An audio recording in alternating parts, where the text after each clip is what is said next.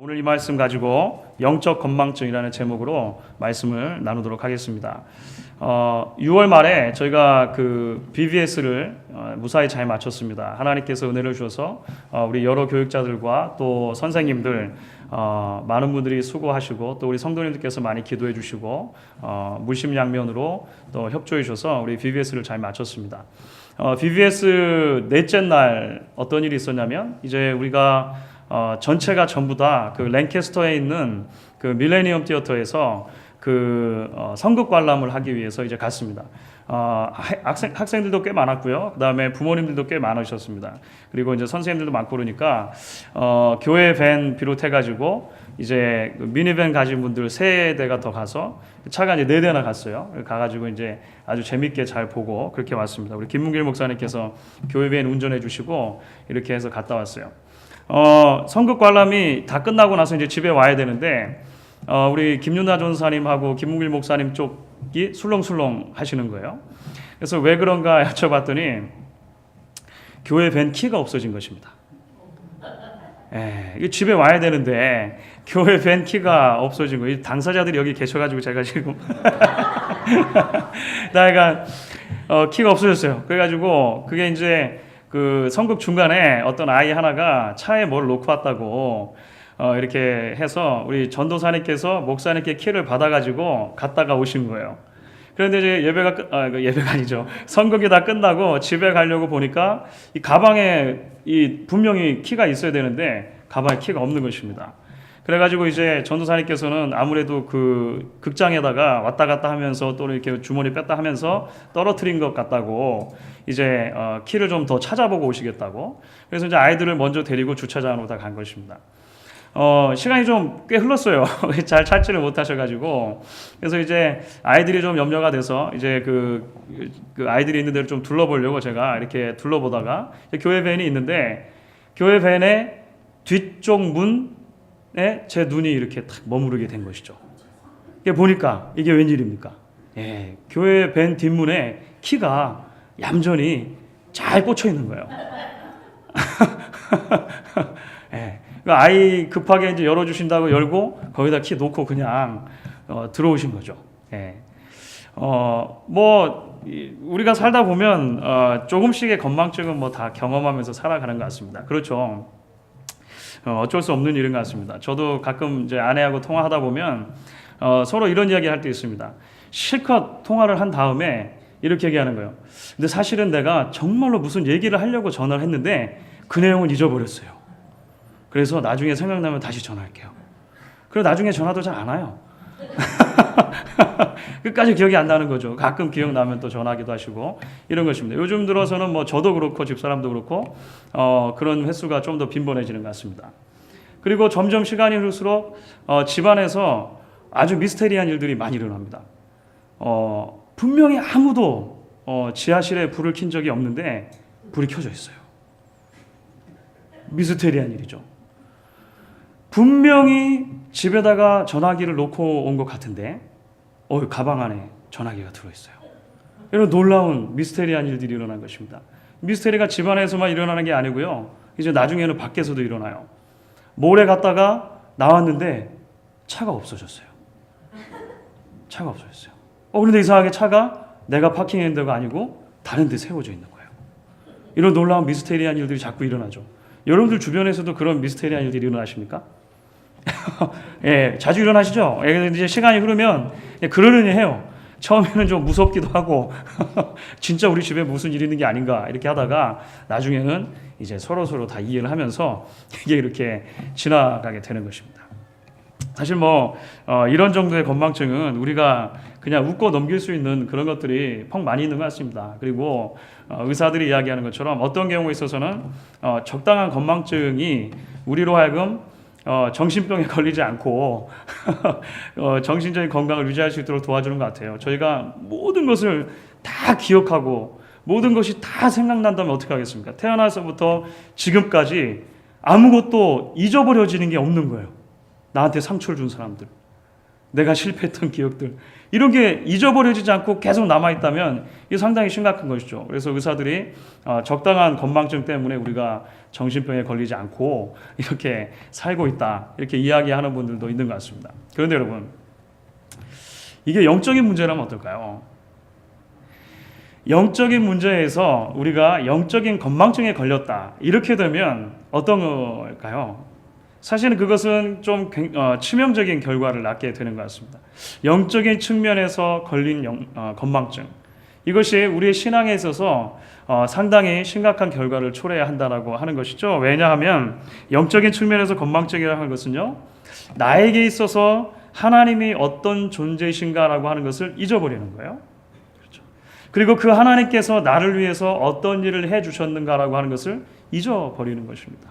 그리고 그렇게 하나님의 존재와 하나님께서 나를 위해 하신 일을 잊어버리게 될 때, 그러니까 영적인 측면에서 건망증에 걸리게 되어지고 영적인 측면에서 기억상실증에 걸리게 될 때, 그것은 하나님의 백성들이 하나님과 점차적으로 멀어지게 만드는 굉장히 중요한 요소로 작용하기 때문에 그렇다고 하는 것입니다.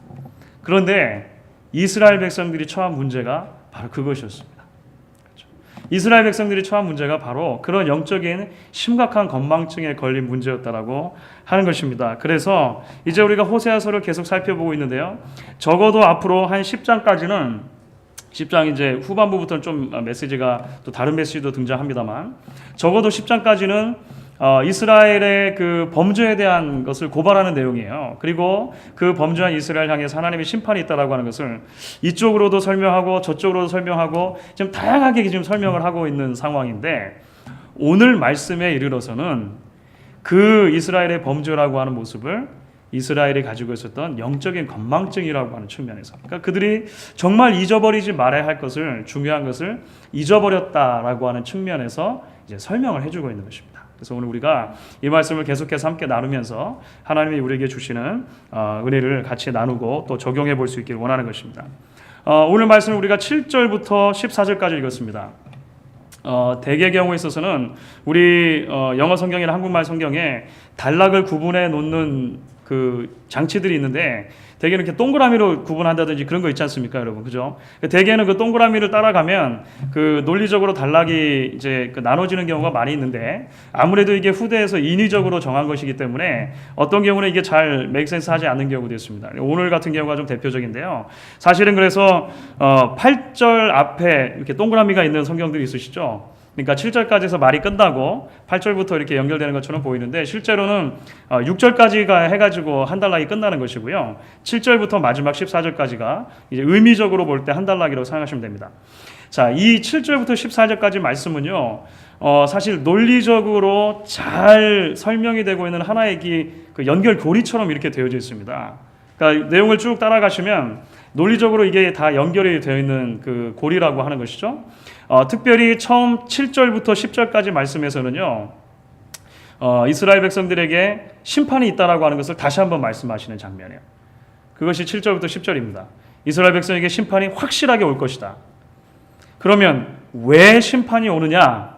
이스라엘의 범죄 때문이다. 그러니까 지금까지 일반적으로 살펴봤던 것하고 조금 순서가 다릅니다. 그 범죄 때문이다라고 하는 것이 그 뒤에 11절부터 13절까지 나와요. 마지막 14절은 그러면 이스라엘 백성들은 왜 범죄할 수밖에 없었느냐? 그 범죄의 가장 근본적인 원인에 대해서 설명해 주는 것입니다. 그러니까 오늘 말씀이 사실 이렇게 좀 고리를 물고 이렇게 설명되고 있는데요. 그것을 조금만 더 풀어가지고 이제 좀 살펴보면 좋겠습니다. 7절부터 10절까지 말씀이 이스라엘 백성들이 범죄했기 때문에 심판이 있을 것이다. 그러니까 심판이 명확하다라고 하는 것에 대한 말씀이다. 이렇게 이야기를 해드렸습니다.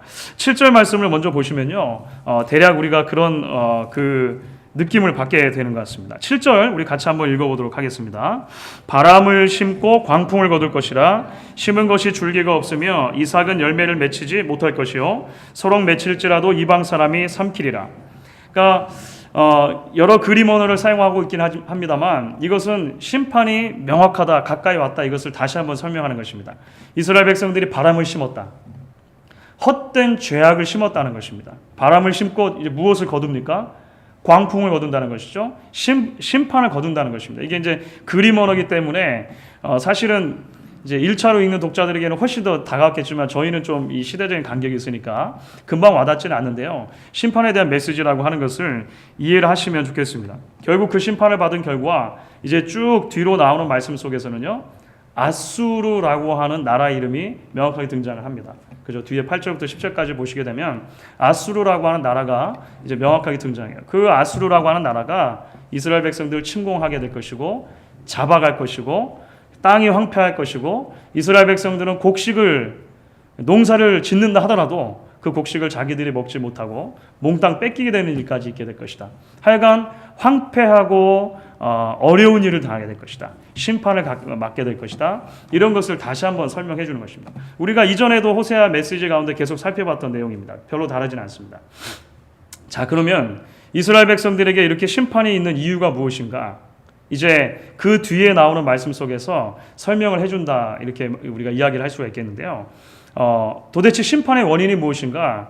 결국은 이스라엘의 범죄 때문이라고 하는 것입니다. 그런데 지금까지도 이스라엘 백성들이 범죄한 것에 대해서 다양한 각도에서 설명을 했습니다.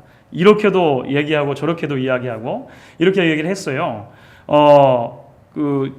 오늘 말씀 가운데서는 그 이스라엘의 범죄의 모습이 또 다른 측면으로 두 가지로 설명이 되고 있습니다. 놀랍죠. 캐내고 캐내어도 끝이 나지 얼마나 범죄를 많이 계속 다양한 측면으로 이스라엘 백성들의 범죄에 대해서 이야기를 하는데 오늘은 조금 더 다른 측면에서 말하는 거예요. 오늘 11절부터 13절까지 말씀 가운데 이스라엘 백성들의 범죄의 모습은요, 적어도 두 가지로 그려지고 있습니다. 하나는 무너진 예배에 대한 말씀을 언급하고 있어요. 그들의 예배가 무너졌다라고 하는 것입니다. 두 번째는요, 말씀이 무시되기 시작했다라고 하는 것입니다. 하나님의 말씀이 그들 가운데 무시되기 시작했다. 이 이야기를 11절부터 13절까지 말씀에서 이야기를 해주고 있습니다. 먼저 11절 말씀이 이제 그 무너진 예배의 현실에 대해서 우리에게 이렇게 기록을 해주고 있습니다. 11절 말씀도 우리 같이 한번 읽어보도록 하겠습니다. 에브라임이 죄를 위하여 제단을 많이 만들었더니 그 제단이 저로 범죄케 하는 것이 되었도다. 이게 사실 조금 오해할 수 있는 소지가 있는 그런 말씀입니다. 이게 좀 번역하기가 꽤 어려운 그런 말씀인데요. 이렇게 이해를 하시면 될 것 같습니다. 에브라임이 죄를 위하여 제단을 많이 쌓았다. 그런데 그 제단이 죄를 짓는 데 사용됐다. 이렇게 지금 되고 있습니다. 앞부분에 이스라엘이 죄를 위하여 제단을 쌓았다라고 하는 말은요, 사실 제단을 본래 쌓은 목적과 연관이 된 것입니다. 이것을 조금 이해할 수 있는, 오늘 조금 더 쉽게 풀면 이것입니다. 원래 제단이 만들어진 용도는 속죄죄를 드리기 위해서 제단이 쌓여졌다. 이렇게 이해하면 됩니다. 그래도 좀 어려우시죠? 이 속죄죄가 뭐죠? 제사 중에 여러 가지 제사가 있는데요. 레위기에 보면 제사들이 많이 나오는데 여러 종류의 제사 중에서 속죄죄라고 하는 것은 내가 죄를 지은 것이 명확할 때 이 죄를 사할 목적으로 제사를 드리는 것입니다. 분명한 목적이 있는 거예요. 그러니까 죄를 짓게 되어지면 하나님과 하나님의 백성 사이에 그 단절이 생기는 것이죠.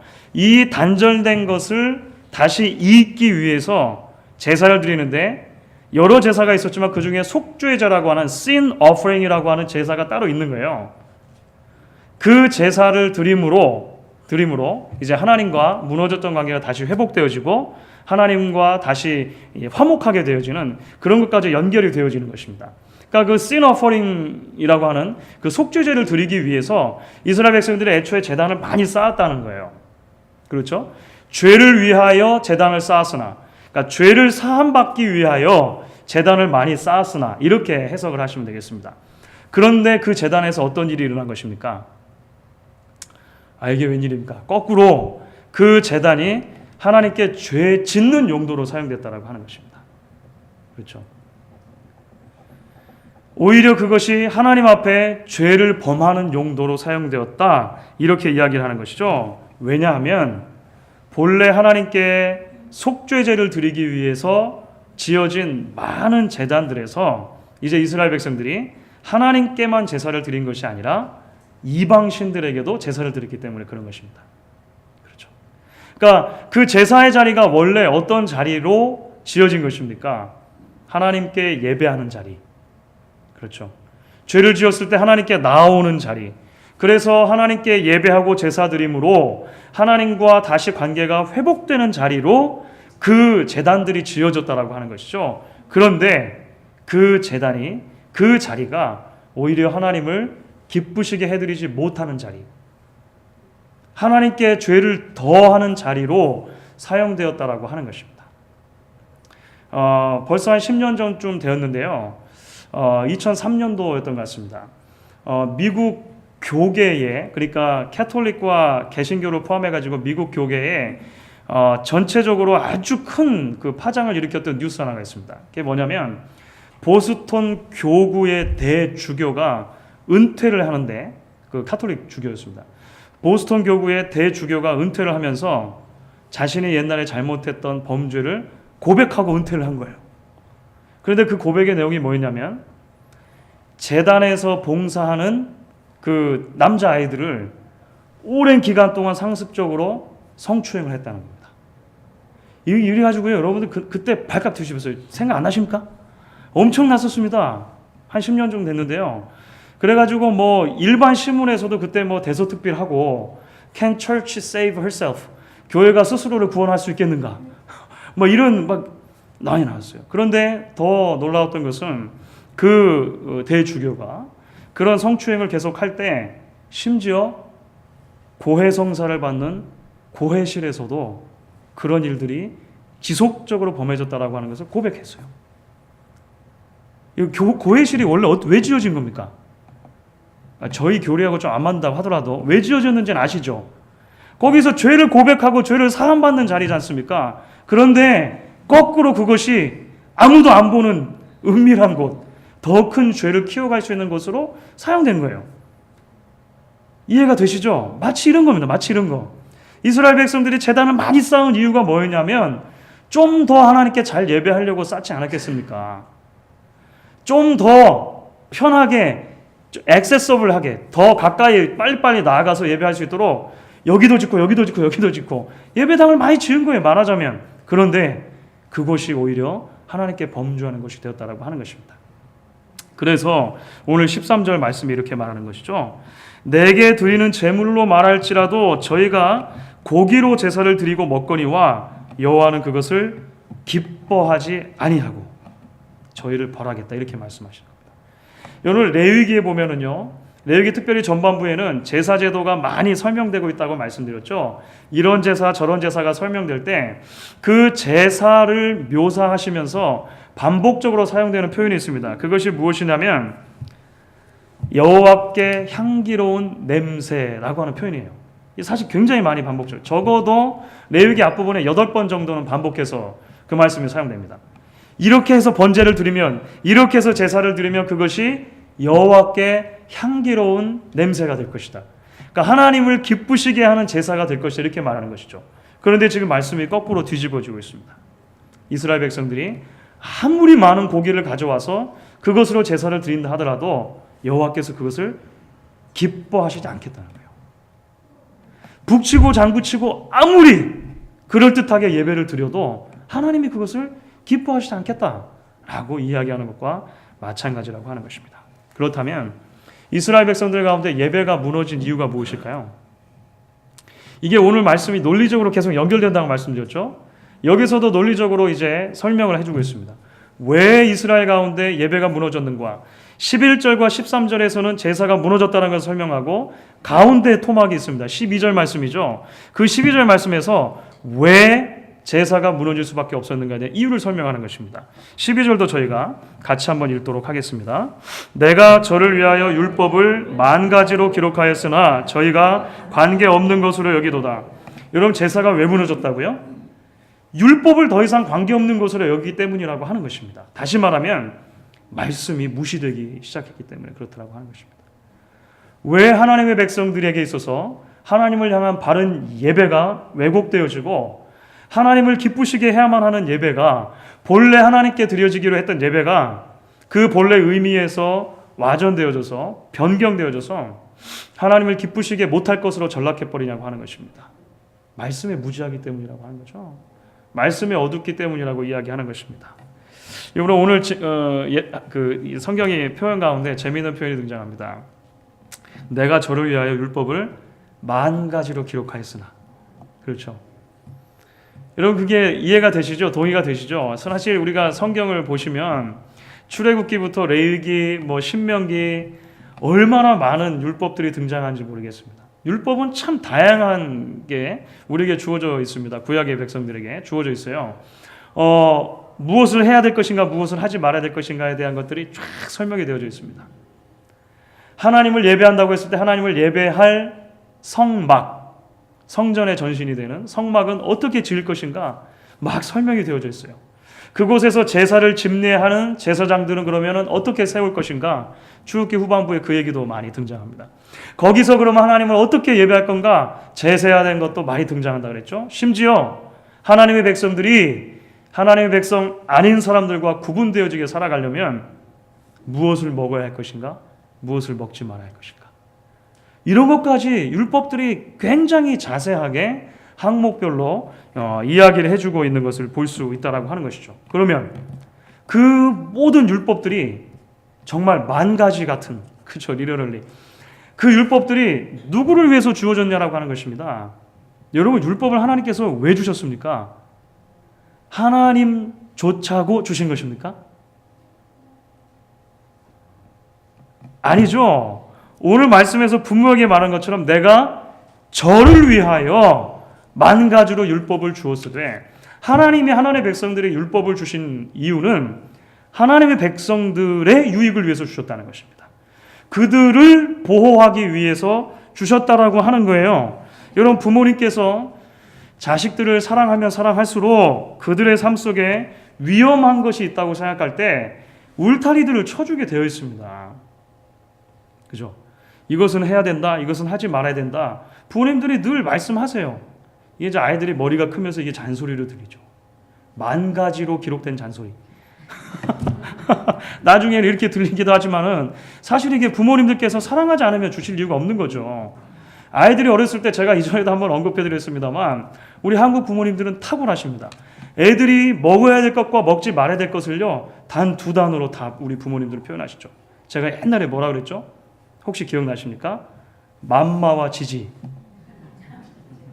맘마와 지지. 아이들이 먹어도 되는 것, 먹으면 유익이 되는 것은요, 맘마. 그러니까 엄마가 맘마라고 하는 건 다 먹어도 돼요. 그런데 엄마가 지지하는 건요, 먹으면 안 되는 거예요. 우리 부모님 탁월하시죠. 이 두 단어로 do's and don'ts를 다 정리해 주시는 것입니다. 아이가 어느 날 어느 시점에서, 어머님, 제가 생각을 깊이 해보니까 어머니께서 제 삶에 주신 그 맘마와 지지에 대한 규율들이 너무나 지나치게 복잡하고 많으므로 이제 이것들을 거두셨으면 대단히 감사하겠습니다. 여러분, 거두실 부모님들이 어디 계시기? 그렇죠. 만약에 아이들의 삶 속에서 있던 울타리들을요, 내가 너무 쉽게 걷어낸다면 아이들을 향한 나의 사랑이 잘못되고 있는 것은 아닌지 돌아보아야 한다라고 하는 것입니다. 물론 이제 저희도 죄인이니까 이게 나중에 구분이 좀 모호해질 때가 있어요. 그렇죠. 합니다만 누가, 어느 부모님들이 의도적으로 그렇게 하시겠냐라고 하는 것입니다. 그렇죠. 울타리를 주는 것은 그 아이를 사랑하기 때문이고 보호하기 위해서라고 하는 것을 우리가 발견하게 되는 것입니다. 이스라엘 백성들에게 하나님께서 만 가지로 율법을 주신 이유도 마찬가지죠. 내가 저를 위하여 율법을 주었다. 저를 위하여 율법을 주었다. 그 모든 율법의 항목들을 지키는 것은 단순하게 구원을 얻기 위한 방편이 아니라, 계속해서 말씀드립니다만, 이미 하나님의 구원을 얻었고 이미 하나님의 자녀로 입양되어지는 놀라운 은혜를 경험했기 때문에 어떻게 그 하나님과 계속해서 바른 관계를 유지하고 살 것인가, 하나님께서 그들의 복을 위해서 주셨다라고 하는 것이죠. 그런데 이스라엘 백성들의 편에서 볼 때 이러한 율법이 이제 상관없는 것으로 여겨지기 시작했다라고 하는 것입니다. 말씀이 자꾸 자신들을 속박한다고 생각했고요, 불편하게 느껴지기 시작했다라고 하는 것입니다. 그래서 결국 이스라엘 백성들이 한 것이 무엇입니까? 하나님, 저는 하나님을 향해서 자유를 선포합니다. 하나님의 말씀을 향해서 자유를 선포합니다. 더 이상 저를 터치하지 말아주시면 대단히 감사하겠습니다. 이렇게 말한 거죠. 그리고 나서 하나님의 율법을 업신여기기 시작했다라고 하는 것입니다. 하나님의 말씀을 그들의 삶 속에서 의도적으로 지우기 시작했다고 하는 것이죠. 그런데 그들이 그렇게 율법을 향해서 자유를 선포하고 하나님을 향해서 자유를 선포한 순간, 하나님께서 그어놓으신 삶의 울타리를 넘어서기 시작한 순간, 하나님께서 주신 진정한 자유와 삶의 기쁨, 삶의 비전을 잊어버리기 시작했다라고 하는 것입니다. 그렇죠.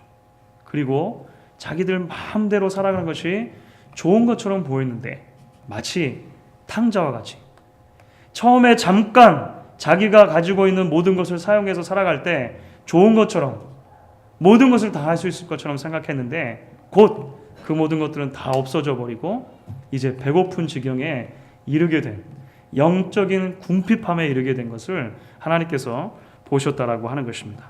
이것이 바로 그들 가운데 말씀이 없어진 모습이고, 그 말씀이 없어진 모습을 가장 적나라하게 보여주는 것이 그들 가운데 예배가 무너진 바로 그 현실이라고 하는 것을 오늘 말씀이 우리에게 이야기를 해주고 있는 것입니다. 사랑하는 여러분, 사실 오늘 성경이 지적하고 있는 이 범죄한 이스라엘의 모습이 오늘 21세기를 살아가고 있는 성도들과 교회들에게도 변함없이 들려져야 할 메시지라고 그렇게 저는 생각을 합니다. 왜냐하면 동서고금을 막론하고 소금과 빛으로 한 시대를 살아가지 못했던 타락한 교회의 현주소, 그 한 가운데는요, 무너진 예배가 항상 있었기 때문에 그런 것입니다.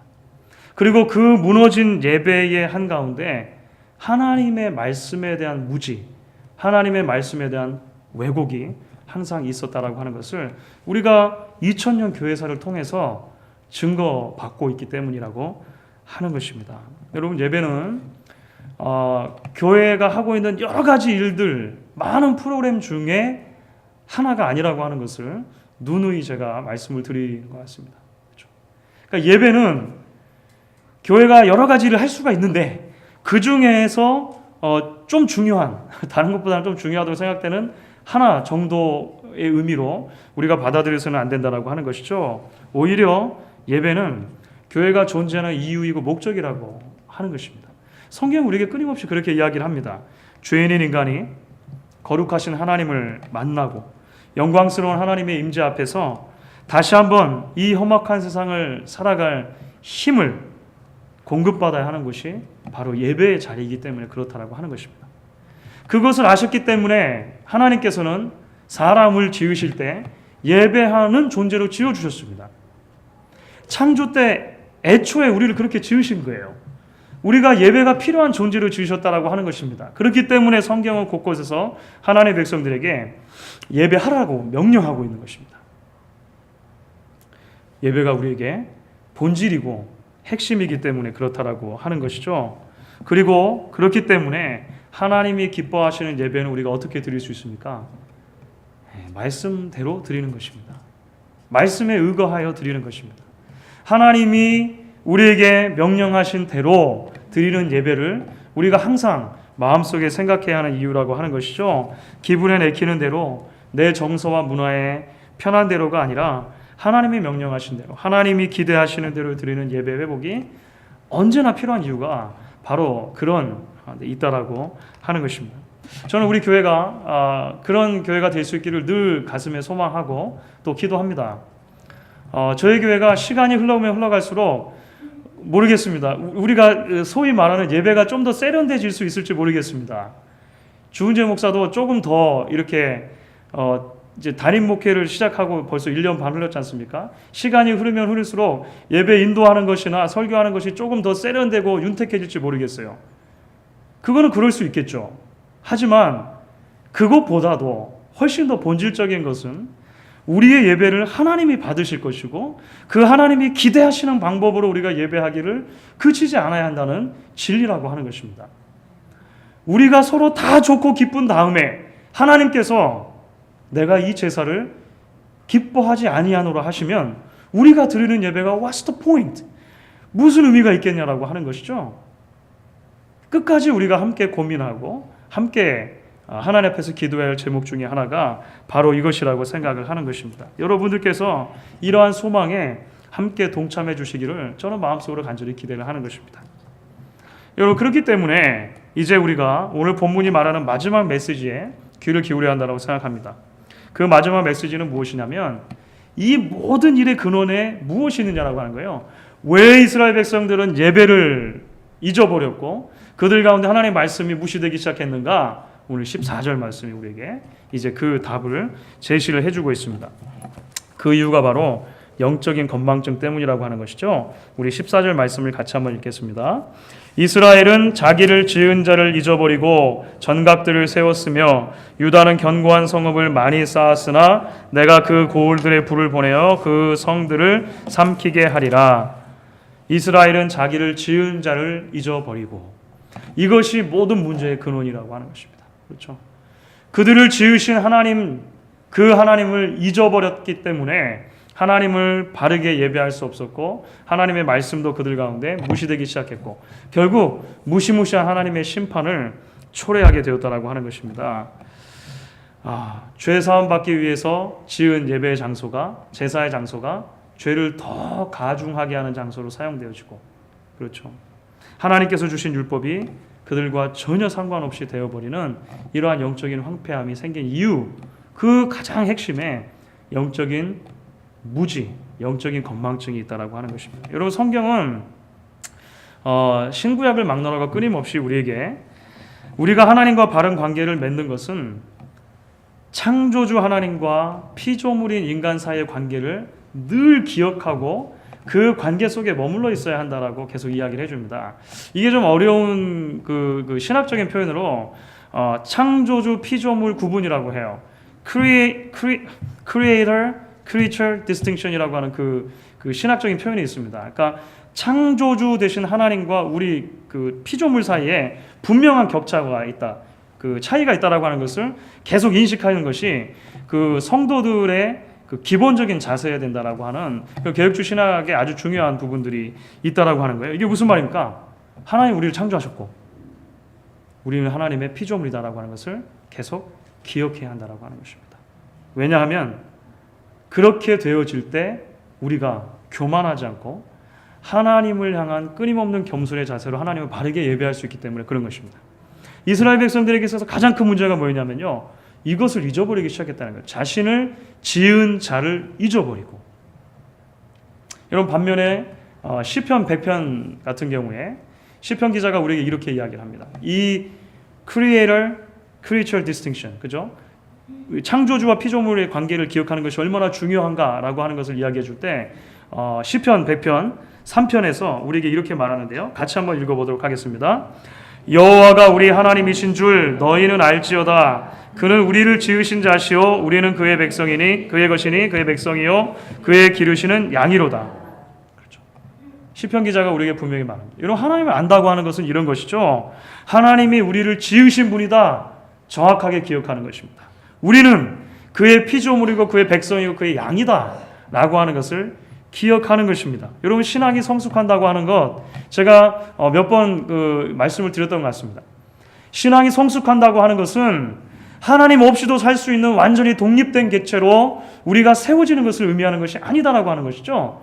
신앙이 성숙하면 성숙할수록 하나님이 창조주시고 그 창조주 하나님의 내가 절대적으로 의존해야만 하는 피조물이라고 하는 사실을 더 많이 기억하게 되어 있다고 하는 것입니다. 그래서 신앙이 성숙하면 성숙할수록 하나님을 향해서 절대적으로 의존하게 되어 있습니다. 내가 하나님 없이는 결코 한 발자국도 움직일 수 없겠습니다라고 고백하는 자리에 나아가게 된다라고 하는 것이죠. 이 관계, 하나님의 그 창조주 되심과 우리의 피조물 되는 인정하는 관계가 계속해서 하나님께서 우리에게 기대하시는 모습이라고 하는 것이죠. 반대로 사람이 자신의 피조물 됨에 대해서 잊기를 시작하는 순간 어떤 일이 일어나겠습니까? 자신을 하나님의 자리에 세우게 되겠죠. 창조주가 필요 없는데요, 뭐. 그죠? 자신을 하나님의 자리에 세우면 되는 것입니다.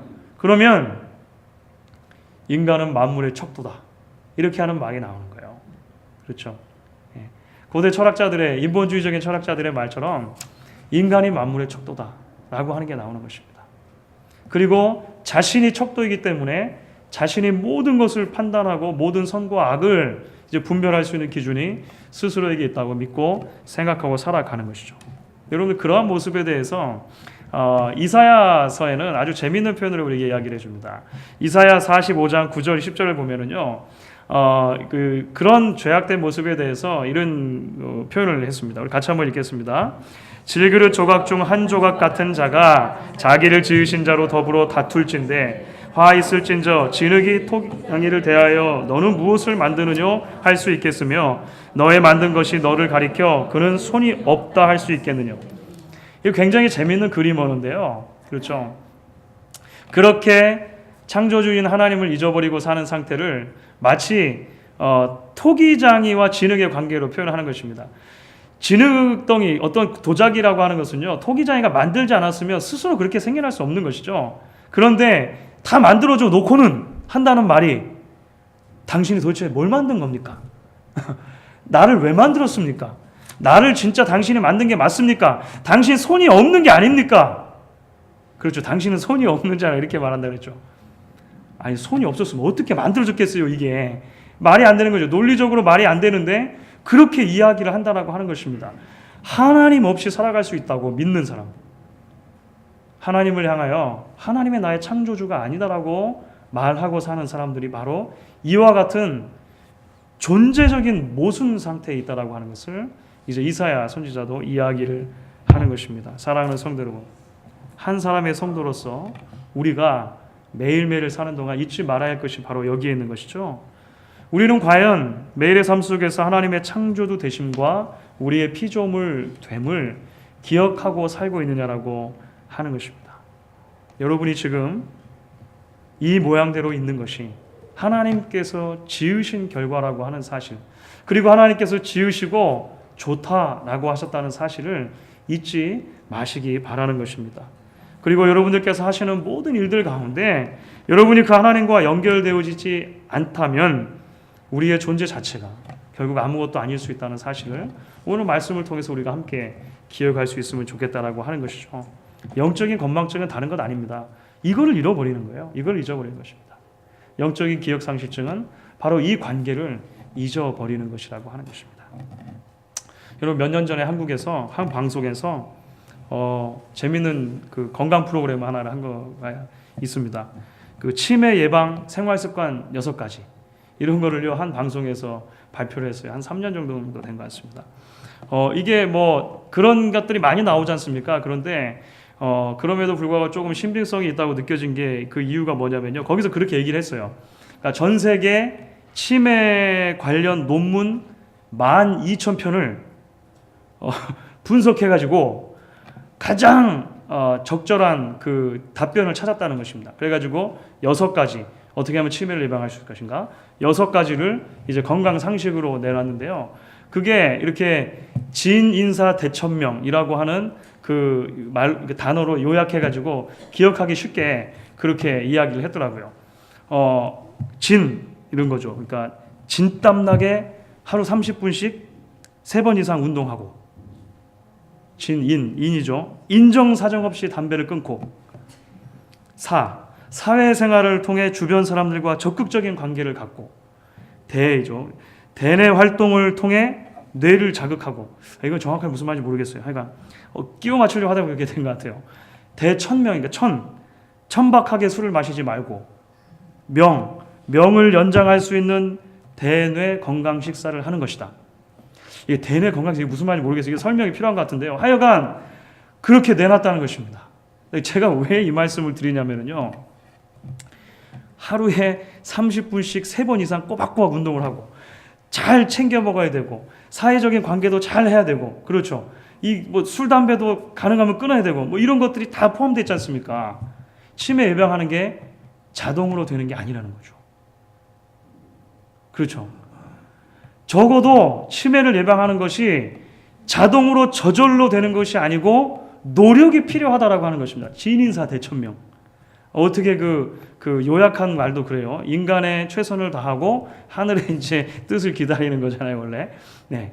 최선을 다하는 노력이 필요하다 이렇게 이야기하는 것입니다. 하물며 영적인 건망증에서는 어떻겠습니까? 영적인 건망증의 문제가 가만히 놔둔다고 저절로 해결이 되겠습니까? 그렇지 않다라고 하는 것입니다. 이것도 마찬가지로 우리에게 끊임없는 노력과 애씀을 요구한다라고 하는 것입니다. 오늘 말씀의 경고를 그래서 우리가 함께 붙들 수 있기를 원하는 것입니다. 그래서 하나님을 기억하기로 예배와 말씀을 끝까지 놓치지 않고 하나님이 기뻐하시는 하나님의 백성으로 서기로 결단하고 오늘 저녁에 저희가 함께 기도할 수 있게 되어지기를 주의 이름으로 간절히 축원하는 것입니다.